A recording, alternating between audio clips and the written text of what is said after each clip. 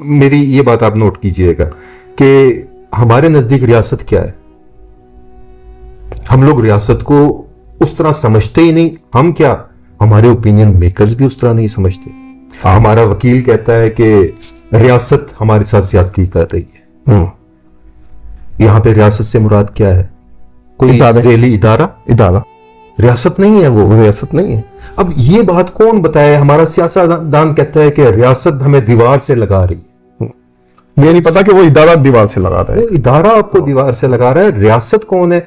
आज ये चीज क्लियर कर देते हैं कम से कम कि रियासत हजारों सालों की, लाखों सालों की एवोल्यूशन इर्तिका के बाद हम लोग आखिरकार साइंस, पॉलिटिकल साइंस, माशरती इमरानियात में इस स्टेज पे इंसानी जहन पहुंच चुका है जहां पे उसने जो ना तारीफ बड़ी सादा सी बयान कर दी है कि जमीन का एक टुकड़ा हो, उसके ऊपर आबादी हो और उसके ऊपर रहने वाली आबादी को आजादी हासिल हो कि वो अपनी मर्जी से हुकूमत बना सके, एक मसबत कायम कर सके कि उसके तहत हमने अपनी जिंदगी गुजारनी। ये रियासत है। हाँ। अब इस डेफिनेशन के तहत मैं भी रियासत हूं, आप भी रियासत हैं। बिल्कुल एग्जैक्टली। आप लोग जो देख रहे हैं आप भी रियासत हैं। एग्जैक्टली, सब लोग रियासत हैं, उसका हिस्सा है। जब ये लोग कह रहे होते हैं ओपिनियन मेकर्स के रियासत हमारे साथ ज्यादती कर रही है, तो ये लोग पॉइंट आउट कर रहे होते हैं एक ज़ेली इदारे के ऊपर जो कि हुकूमत का भी तीसरे नंबर का इदारा है। पहले नंबर पे कानून साजी वाला इदारा मुकन्ना, दूसरे नंबर पे अदलिया है जिसने इंटरप्रेट करना है, तशरीह करनी है उस कानून की जो मुकन्ना ने बनाया। और तीसरे नंबर पे उनको इंप्लीमेंट करने के लिए मुकन्ना ने जो एग्जेक्टिव है, बिल्कुल इंतजामिया। अब उस इंतजामिया में दो किस्में मजीद सब डिविजन्स देख लें आप। एक आर्म्ड ब्यूरोक्रेसी है, एक सिविल ब्यूरोक्रेसी है। हुकूमत के नीचे 3 इदारे, उन 3 इदारों में जो तीसरा इदारा है ना उसका एक कॉन्स्टिट्यूएंट, बिल्कुल, उसको हम लोग रियासत समझ रहे हैं। उसकी वजह ये बनी ना, अथॉरिटी दे दी ना। आप ये देखें ना कि वही बात करते हैं कि माइट इज राइट। जिसको हम रियासत समझ रहे हैं उसके पास वो स्टिक है और वो हमें हाँक रही और हम हाँके जा रहे हैं और मुतमईन है। देखिए वही बात है कि आप यहां पे आवाज बुलंद करेंगे, इसको भी वो तनकीदी तौर पर नहीं देखेंगे या उस इस्लाही तौर पर नहीं देखेंगे इस बात को। उसको वो ये कहेंगे कि यार ये तो हमारे साथ गलत कर दिया, ये तो फसाद फैला दिया इन्होंने। यही मसला आ रहा है। हमने बात यह है कि उसके बियॉन्ड बहुत सारी चीजें हैं। मतलब मैं अभी यहाँ पे बात करना शुरू कर देंगे तो पता नहीं उसके बाद क्या होगा हमारे साथ, तो अभी मैं इसको नहीं छेड़ता।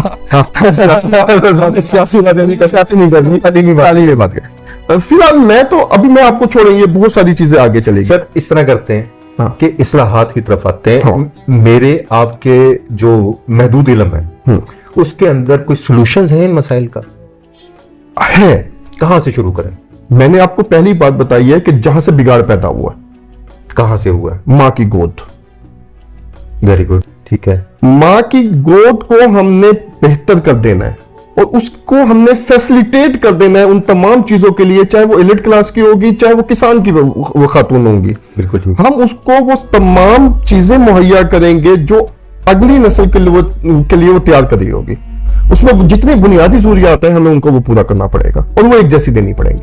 और ये माशरे का इज्तिमाई फर्ज है। बिल्कुल फर्ज है।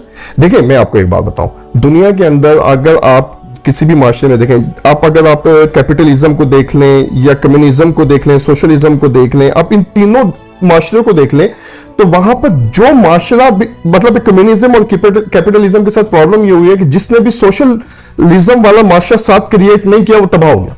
अब कम्युनिज्म के साथ क्या प्रॉब्लम हुआ आया, जब आपके ये जो रशिया वगैरह के जितने भी मुल्क थे उनके साथ प्रॉब्लम क्या आया कि उन्होंने साथ में सोशल सेक्टर डेवलप नहीं किया, अपने निचली सतह के लोगों को अपग्रेड नहीं किया। जो भी कमाया जी रियासत में इक्वली डिवाइड कर देंगे। अब लोगों ने हर बंदा सोचने लग गया कि भाई मैं ज्यादा मेहनत करता हूं तो मुझे भी उतना मिल रहा है, जिसको कम मेहनत करता है उसको भी उतना मिल रहा है।